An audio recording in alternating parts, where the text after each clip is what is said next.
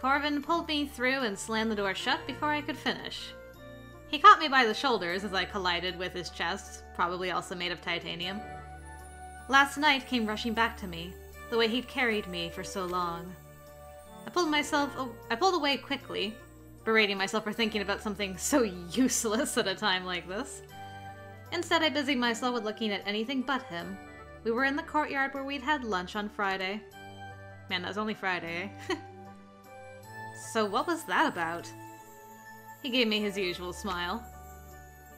We sort of told Velos that you were heard going on patrol with me and Danny, and that we'd come on a ferry raid, and they were a bit annoyed at us for interrupting. Okay, let's put a pause on that for right now. Ferry raids are solemn processions held by a category of fairies called trooping fairies. It's a bit like a weird parade. Raids often follow specific paths called fairy roads. Some people think they follow ley lines specifically. They're often observed riding east to west for some reason. I went patrolling with you barefoot and in pajamas. Well, we did come up with a reason for that. I couldn't imagine what sort of reasoning they could have come up with for that. Probably don't want to know. But why lie to him? Danny didn't really want to, but Allie insisted. Given that you had kept this to yourself for so long, she was reluctant to tell Velos the whole story until we learned a bit more about why you were hiding it. I wasn't hiding it exactly.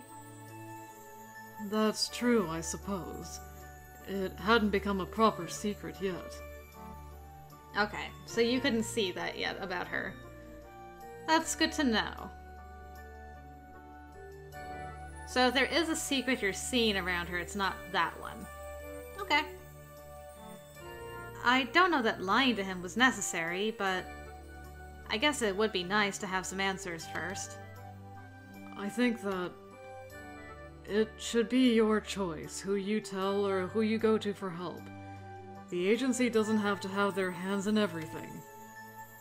I appreciate you guys letting me decide. Anyway, let's get to the shop before Velos follows us. But you don't have to talk to anyone today if you don't want to. You can take some time to think about it. Oh, we're inside now. Let me see. Pretty cute.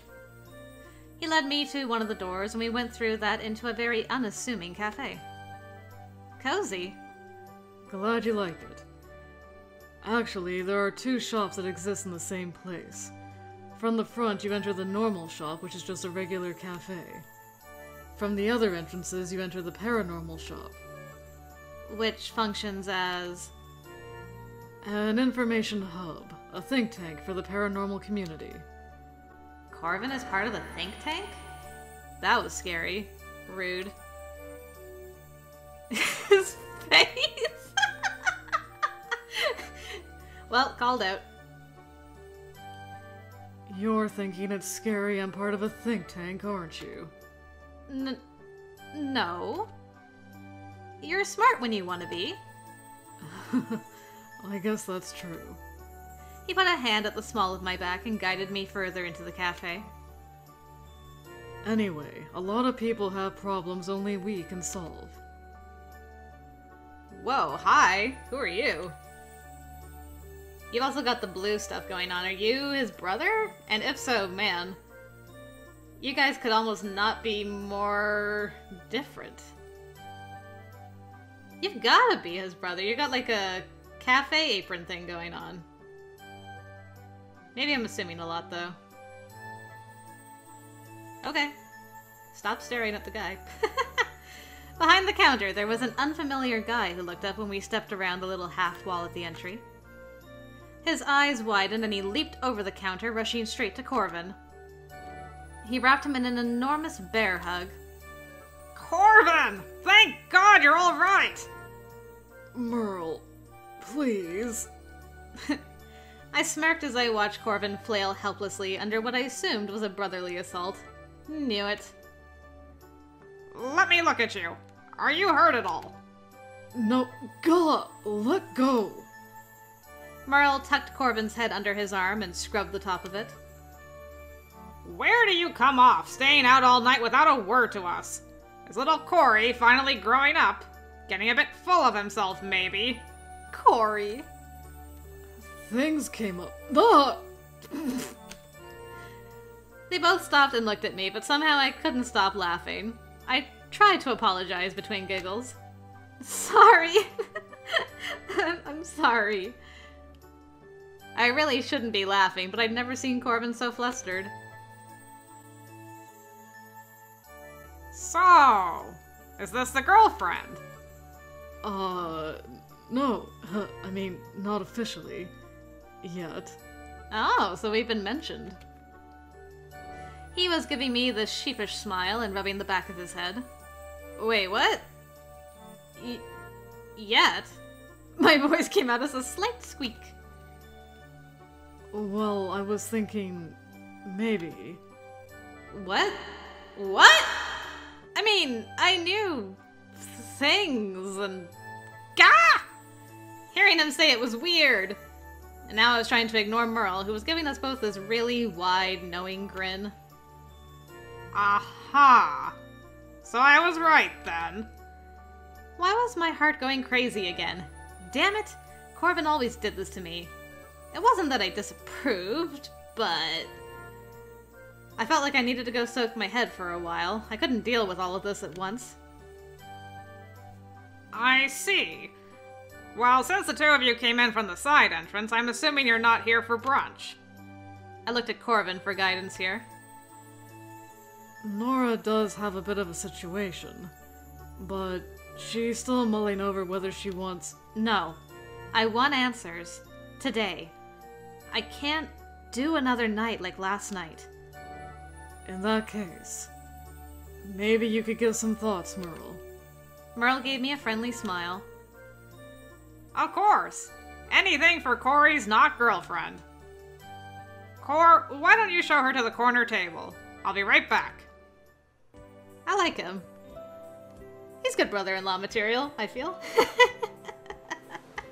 Poor Nora. She's just trying to get used to the idea of being boyfriend-girlfriend. I'm already like, and then they got married. Corvin held out a hand and I took it hesitantly. He led me to a table in the far corner. I was feeling incredibly apprehensive about this suddenly. But I was grateful for the warmth of his hand. I squeezed it tight, unsure what I was so afraid of. There was a large white crow perched on a stand behind the table. That crow! Oh, you recognized him. I saw him last night in the woods. He helped us find you after Brenna hinted you were in trouble. That wasn't the first time I saw him either. There was another night. The night I dreamed about Corvin. So that wasn't just a normal dream.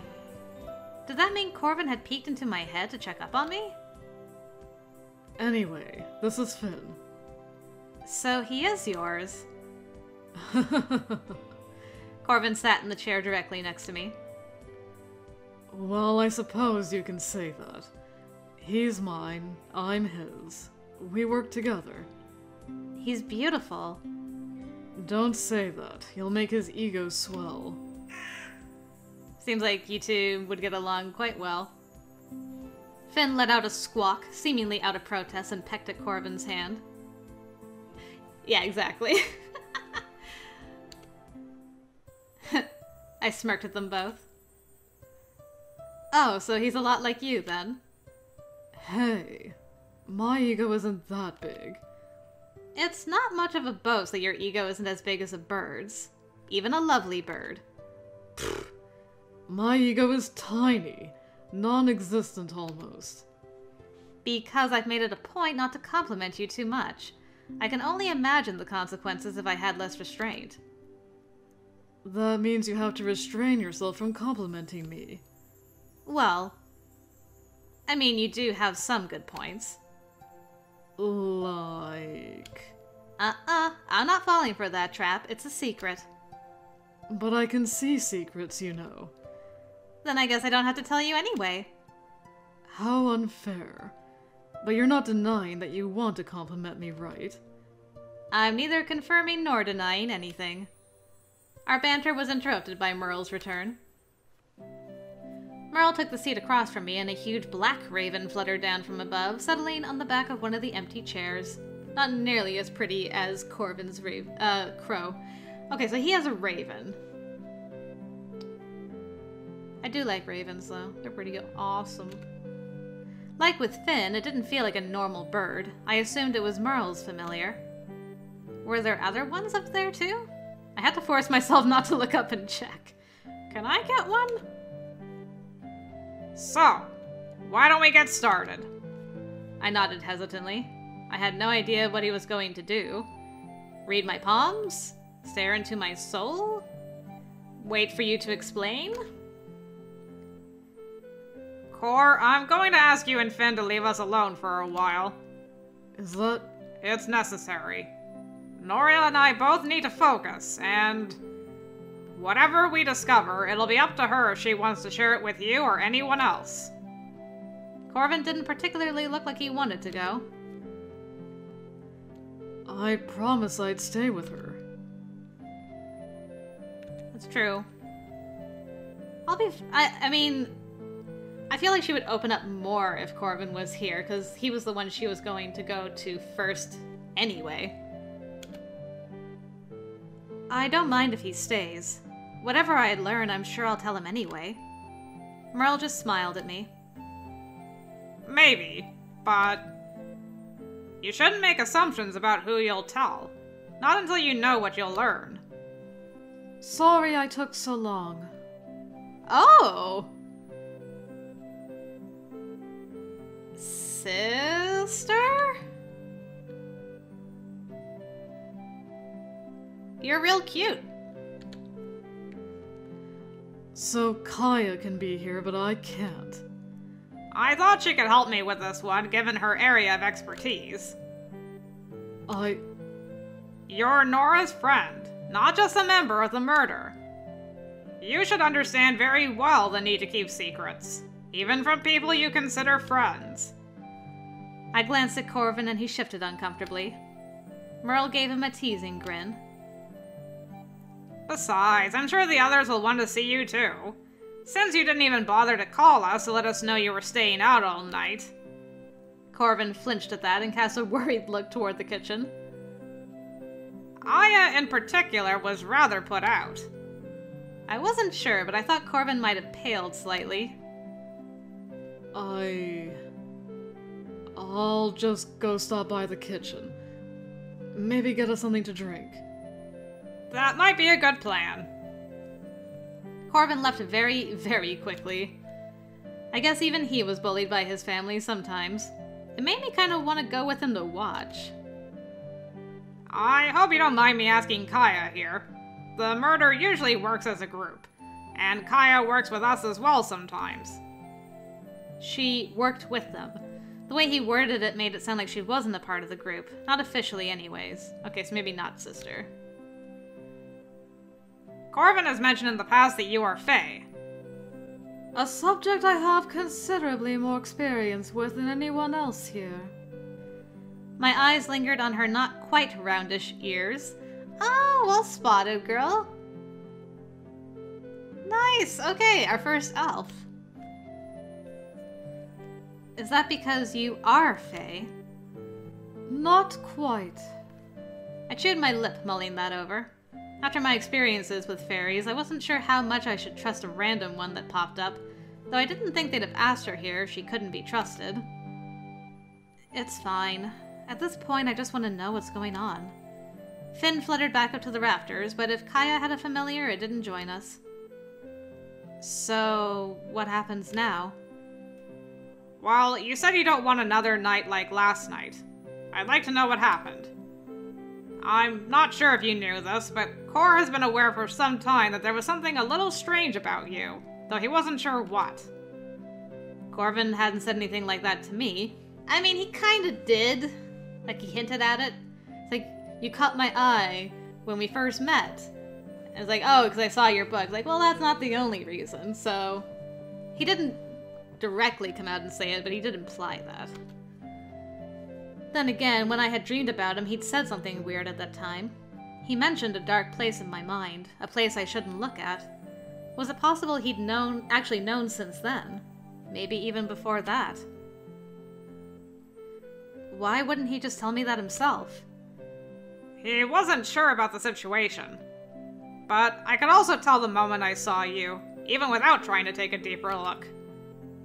What exactly about me is a little strange? You have two souls. Or, more precisely, there are two souls in that body. Yours and another. The other being Faye. I looked between the two of them worriedly. What? Two souls? What does that even mean? As I thought.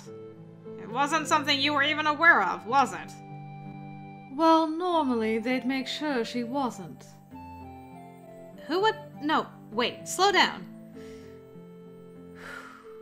I took a deep breath and let it out slowly. Thinking about it logically, I didn't know that I should be shocked at this revelation. Suddenly talking about something like having two souls was definitely weird, but it wasn't as if it didn't totally align with my own suspicions and experiences, and the idea wasn't exactly weirder than anything else that had happened to me lately. Proud of you, girl, for not freaking out and being like, actually, logically, this makes some kind of sense. Lately, I've somewhat had the feeling I wasn't exactly, alone. I've heard this voice. And there has been some weird sleepwalking things. And then last night. But still, how exactly does one acquire two souls? When fairies are involved, you become someone they intend to drag into fairy as part of a changeling exchange. Changelings? She was telling me I was a changeling. Though that wasn't quite right. She said part of a changeling exchange. Man, I was really out of my depths here. I pinched the bridge of my nose, trying to wrap my head around it all. I couldn't quite connect the idea of having two souls with being a changeling. I have so many questions. I understand what you're going through right now. I've been in the same boat. Really? You're a changeling? Was, yes. But I left fairy a long time ago. Okay, I could see why Merle called you in. Wait. If I was part of this exchange, then why is there a fairy inside my head? None of my research has said anything about that. If you get carted off to fairy, they leave an imposter behind. And that's a changeling. If you think you're going to find the truth just by reading some books, you're wrong. Books don't have to tell the whole story. Then what's the whole story? I can tell you some of it. A few things I learned while I was in fairy. Some things I just speculate about because they didn't tell people like me all their secrets, no matter how long I lived with them. Your research isn't wrong, it's probably just outdated, and it's likely missing a lot of information. At some point, fairies changed how they run changeling contracts. In the past, yes, they just took their target off to fairy. But, in the spirit of fairness, they left a fairy in the child's place, the illusion of an even exchange. But even with glamour to make them look the part, fairies aren't great at playing human. You could even say they're very, very bad at it for the most part. At least to anyone who's paying attention. Most changelings were outed by their own behavior and strangeness. As a result, many died, and many contracts were broken. So the fairies changed their methodology. They needed a way to conceal the exchange, a way to make sure their changelings weren't discovered. A way to hide the exchange in plain sight. And they do that by putting two souls in one body. Yes. By breaking the exchange into two parts, your soul acts as camouflage for the changeling. First, your body is taken away, while your soul is placed in a fairy's body. You grow up here in the human world, with you and your family none the wiser. And all the while, the fairy just waits. When you come of age, the fairy takes control again and goes with your soul to fairy, where it's returned to your natural body, and you become a permanent resident there. Interesting. So you're saying that this isn't her body. This is the fairy's body. So I could actually be taller than I am. So I wasn't crazy about being small. I think I've cracked the code. But why? Why go through so much trouble? That just seems unnecessarily complicated. Most species will go to enormous lengths for self-preservation. Self-preservation? Fairies have really weak life energy, actually. They're incredibly fragile, and each new generation is born weaker than the last. So they need to bring outside sources into their gene pool to revive the species. Humans are the best option. They have a lot of vitality and blend more easily with other species. Breeding stock? They're going to use me as breeding stock? Kaya just shrugged. So let me get this straight. I'm me.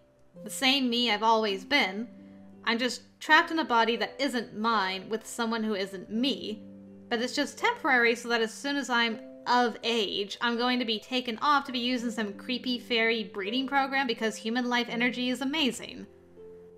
That's the gist of it. How is that? Who thinks something like that is okay? A face came to mind unbidden. One that I had been painting quite a lot lately. One I'd known since childhood, though I'd never seen it in waking hours before. One framed by hair that was white, just as mine had been last night. Wait, she was the kidnapper? It made perfect sense. If she was the one, then it was probably just the glamour temporarily wearing off, and the reason I drew her so much was probably related, somehow. What is it? I was just remembering. The other one, the fairy in this body. I think I know what she looks like. I think I've known for a really long time. I think I might know her name now, too. Her name? I think it might be Rule? The name echoed uncomfortably through my head, sending daggers of pain behind my eyes. I grimaced and put a hand to my temple. It hurts when you try to think about her, doesn't it? Or when you try to remember anything about her. I nodded. Memories aren't my specialty, but I'm betting those memories have been sealed away. Sealed memories. Allie mentioned something about spells like that, too. Most likely. They usually seal up the memories of how the contract was initiated, to keep people from breaking it. You said you've known for a really long time. How long exactly? Years. Since I was very young. I think I started drawing her when I was 7, maybe 6. He and Kaya shared a look. What is it now? Nora, if you don't mind, I'd like to take a closer look at your soul. That was a request I wasn't expecting. It's not as scary as it sounds, I promise. May I? Yeah. Sure, I guess. He held his hands out for mine, and I hesitantly took them. He took a long, slow breath. My soul to your soul, my thoughts to your thoughts. Just listen for now. I quickly closed my mouth and looked at him, chewing on my lip anxiously. What was I supposed to be doing right now? Listening? Focusing? Meditating? Looking at him? I chose the latter for now, if only because I felt too vulnerable to shut my eyes and try to clear my mind or whatever. My hands began to tingle, first faintly, but rapidly becoming strong enough that it reached the point of being uncomfortable. Just when I was going to pull my hands away, it stopped. Okay, some magic. Merle opened his eyes and carefully studied my face again. Did you see it? Yeah. Look, I know you two are like mysterious, magical people, but could you please stop being so cryptic about everything and just tell me what's happening? Ha, cryptic. The puns. I think Merle might have got the pun too. Merle gave me an amused look, but the smile quickly faded. It's about what I expected. The two souls are starting to bleed together. It's a process that's probably been going on for a while now. Probably started as you got older. So what does it mean that our souls are starting to bleed into each other? It means the souls are merging. A body is a vessel meant to shelter only one soul. It can't bear the burden of two souls forever. If it can't expel the one that doesn't belong, then it'll try to merge it into the original. You said you were experiencing some sleepwalking. Yeah, just roaming around outside at night. But it always felt weird. Like someone else controlling my body, which... She's probably been pretty desperate to get you back to Fairy. At this point, I'd say the two of you are close to a tipping point. Either your souls are going to merge beyond repair, or the body will no longer be able to withstand the burden. And if that happens, it'll just break. So, what you're saying is I'm gonna have to go to Fairy, hopefully get my body back, and then what? I can't stay there forever. Kaya, how'd you get out of there?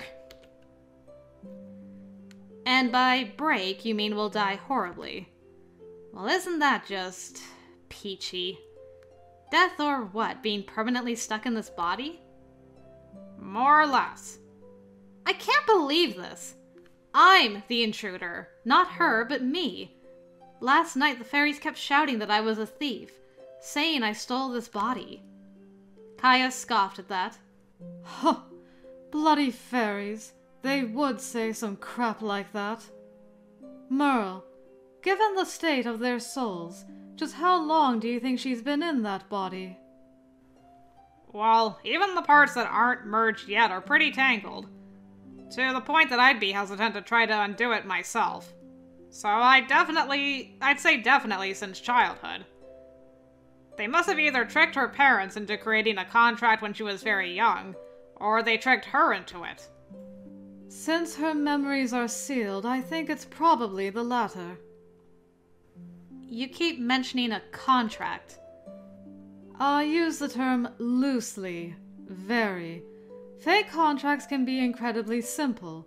Anything that makes them feel they have permission. Fairies are all about illusion. As long as it looks like they have approval, it's fine. As long as it seems like a fair exchange, they'll go for it. But I was a kid! How can they just trick a child into something like this? For the preservation of their species. Because they're fairies. I leaned both elbows on the table and rubbed my forehead. The whole I can do this bravado wobbled a bit, but I took a long, slow breath. I couldn't keep breaking down over every little thing. Though this is kind of a big thing. Exactly how long do I have before this impending soul merge or body implosion? I can't say. Days. Weeks, maybe. Fairies suck. Corvin, I did ask you to stay in the kitchen. A familiar blonde curly head popped up over the half wall that separated us from where the kitchen was. But I already got the drinks. He brandished the cups to prove it, as if that somehow proved he wasn't eavesdropping. It's fine. In any case, I was going to tell him all along what we talked about. Corvin didn't need an invite. He immediately joined us, setting 4 cups of coffee on the table, miraculously without spilling anything. Exactly how much of that did you hear? Corvin fidgeted with a cup and kept shooting me little sheepish looks. Well, basically, nearly everything. Merle looked annoyed, but it didn't really bother me. It stopped me from having to explain everything anyway. but I still wasn't sure about the next step we should take. I wasn't expecting something like this. I thought I was having my body snatched. I didn't think I would be the body snatcher. And then things about soul merging and death. How do we fix this? Merle, you mentioned undoing the merging thing? I said I would be hesitant to try. If I could separate you from that body, your soul would naturally return to your body. But that's what they want. Doing it by force would nullify the contract, though. They'd have to return you. Oh, I see. So if I let her take over her body and go back, I have to fulfill the contract by staying in Fairy and becoming breeding livestock.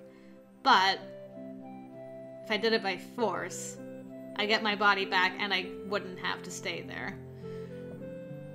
I think we're gonna have to potentially try and unseal her memory so we know exactly what the contract involves? Probably?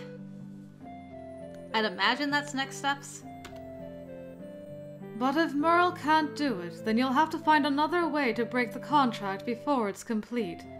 And I can't help you with that. I don't know the terms of your contract, and the Fae kept important secrets, like how to break contracts, away from people like me in the first place.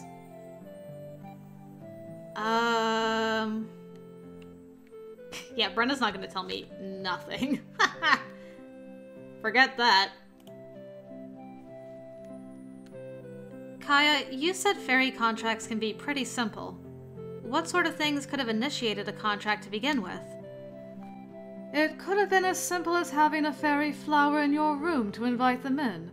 But if they took the trouble to seal up your memories, then I'd imagine it was more than that. Either a much bigger incident, or maybe you went as far as to actually strike a deal with them about something. Strike a deal?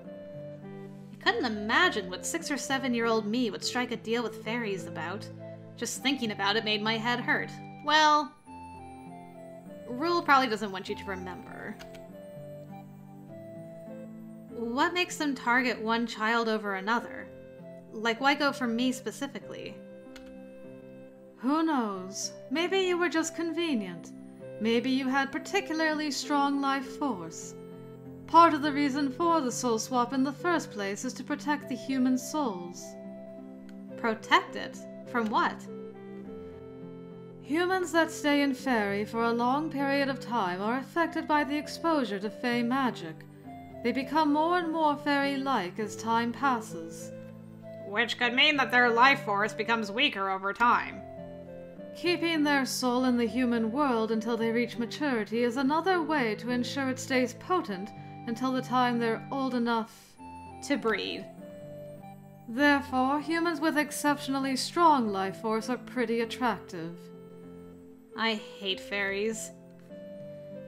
I would never understand how any species could justify this, no matter how far removed their moral code was from humanity.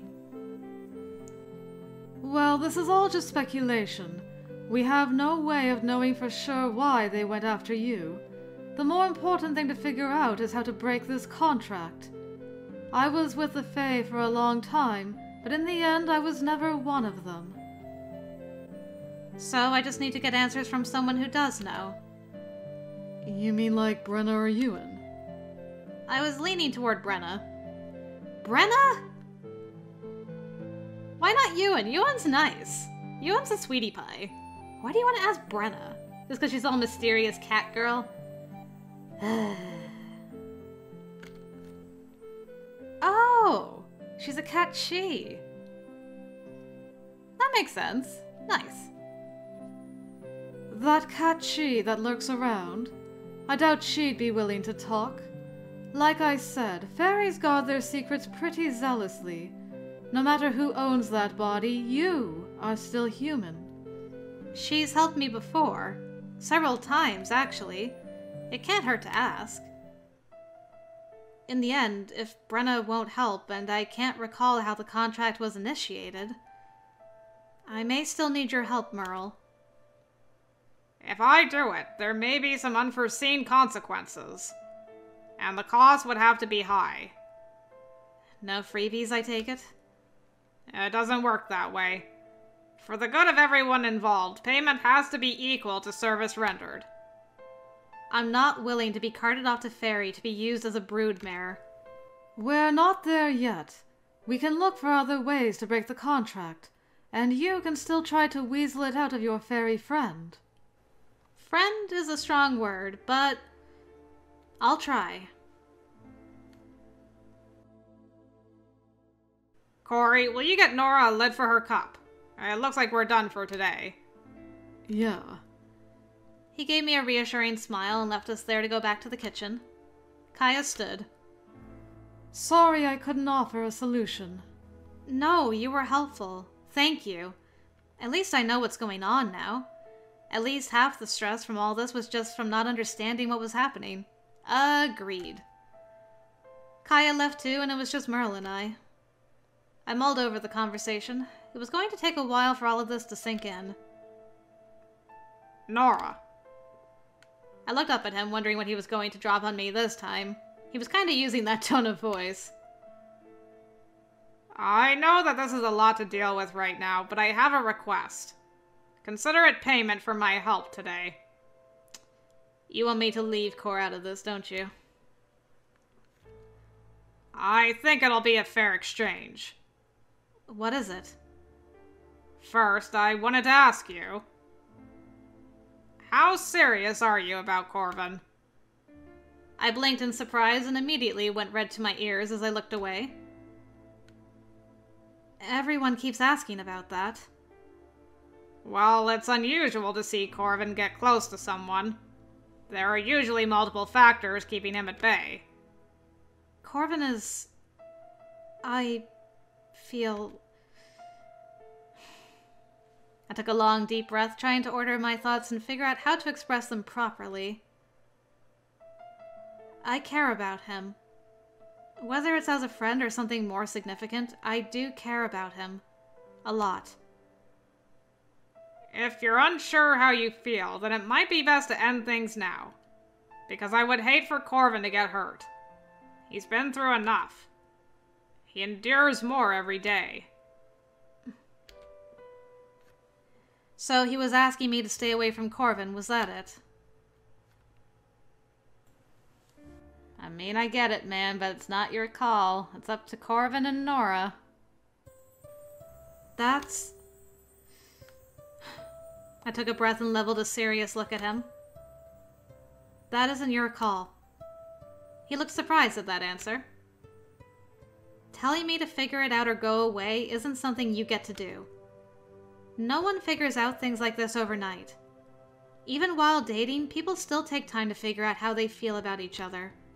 It's normal. You can't tell me to get on with it or go away.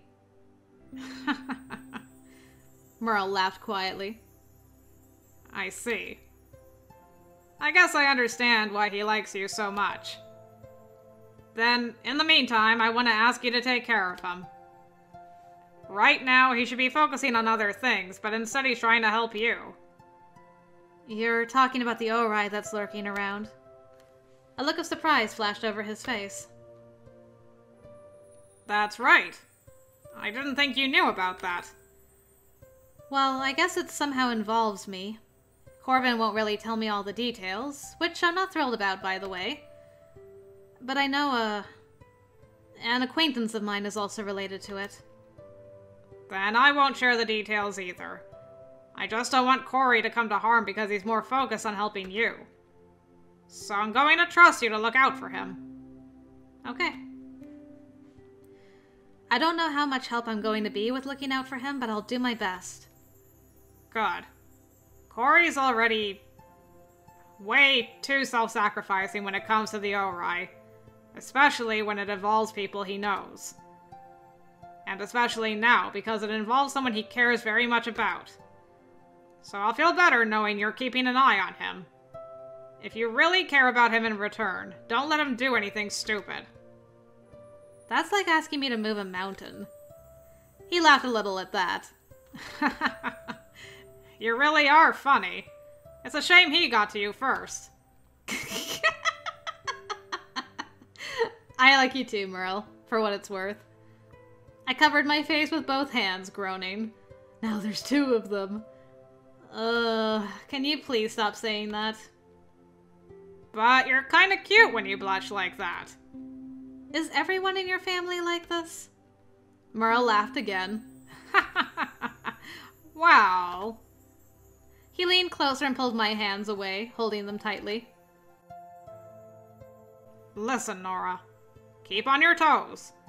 The issue with your soul is serious, but so is the matter with this Ori. I trust you can handle the soul issue on your own, so don't let Cor get too distracted with it. If he neglects his other duties, you'll both end up hurt. Make him tell you what he's doing.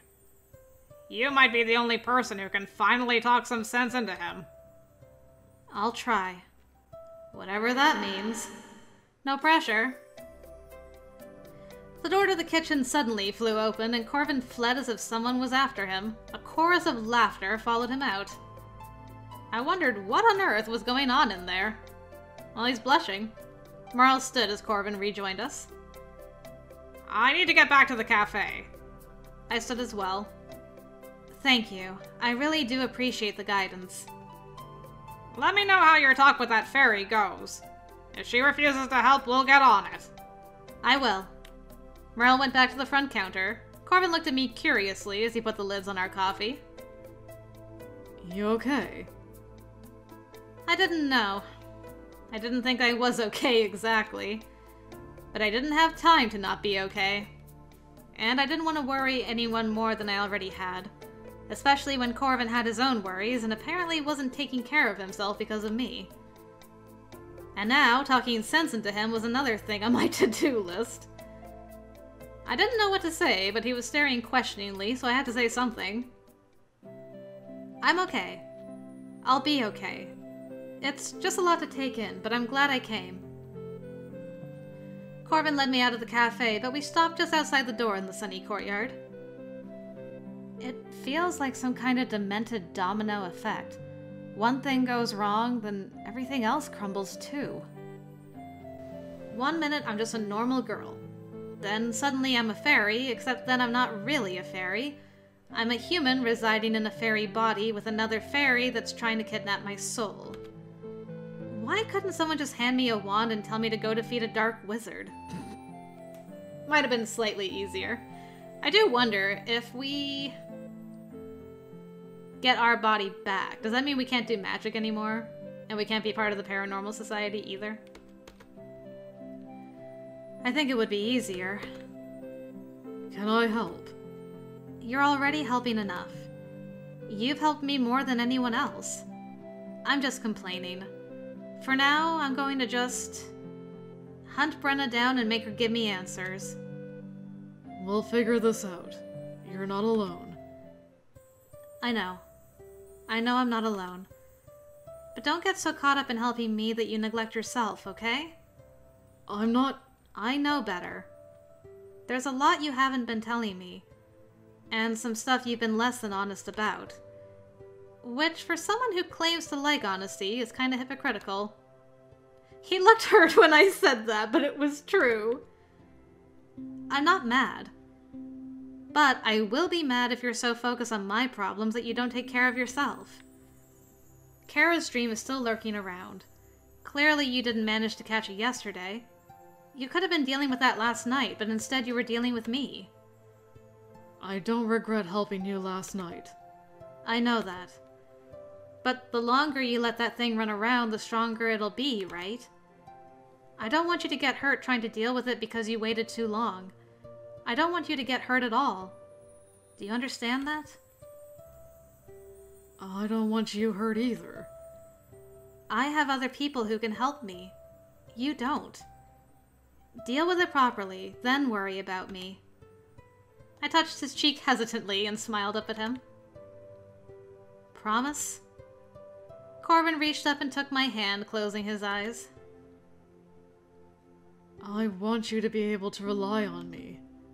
I do rely on you. Probably too much. Which is why I don't want anything to happen to you. It won't. Good.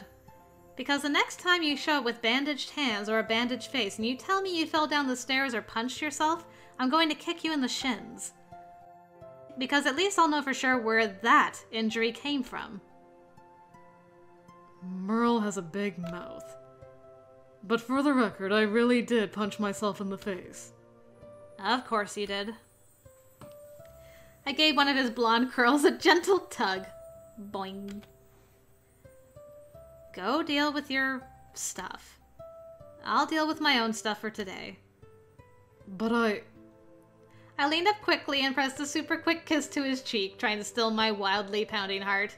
Woo, go Nora! Corvin's eyes went wide and he immediately stopped talking. Just for today. And I'll see you tomorrow, okay? He nodded, eyes still wide. A faint blush was slowly creeping across his cheeks. I smiled at him and quickly stepped through the club door, closing it behind me. What did I just do? Hi! Allie was waiting in the club room when I got back. She immediately knew something was wrong. Nora, I'm okay. Please don't ask if I am, because I'm tired of saying I'm okay. I need to talk to Brenna. Brenna? About what? Changelings. Oh? I gave her the abridged version of what Merle said to me about my soul issue and everything else. I tried to keep it brief, and she didn't really ask questions. She just listened quietly, nodding her head occasionally. I don't know how much help she'll be. Yeah, that's what the others said. But I'm going to try it. Maybe I can bribe her. I really don't have many options here. While you were gone, I got something together for you, with lots of help from a friend. She held out a little black pouch. I took it gingerly and dumped the contents on my lap. One is St. John's wort. We know it works on you, so try to sprinkle some in your doorway, and maybe a little on the windowsill. It'll hopefully keep you from being able to leave your room at night. The other one is a mixture of foxglove and bluebells. Sprinkle it down when you want to neutralize the St. John's wort. It's a temporary measure, one we threw together pretty fast, but hopefully it'll work until we get a more permanent solution. Shelley seemed pretty confident. My phone chimed and I pulled it out, surprised to see a text from Mom. Okay. need you to come home. What's up? Don't want to worry you. Grandpa is in hospital. Not life-threatening. Sending him to Baker Hospital. Dad and I are leaving. Maybe gone a few days. On my way. What's wrong? It's Grandpa. He's in the hospital. I need to go home. I'll take you straight there. Glad we had time to get some of this, sort of, I don't know. Somewhat figured out? Ish? Yeah, that. I barely remembered the ride home. By the time I got there, Mom and Dad were already on the way out. They said a quick goodbye, left us money for emergencies, and were driving off a few seconds later, leaving me and Spencer alone. Hey, bro, just the two of us.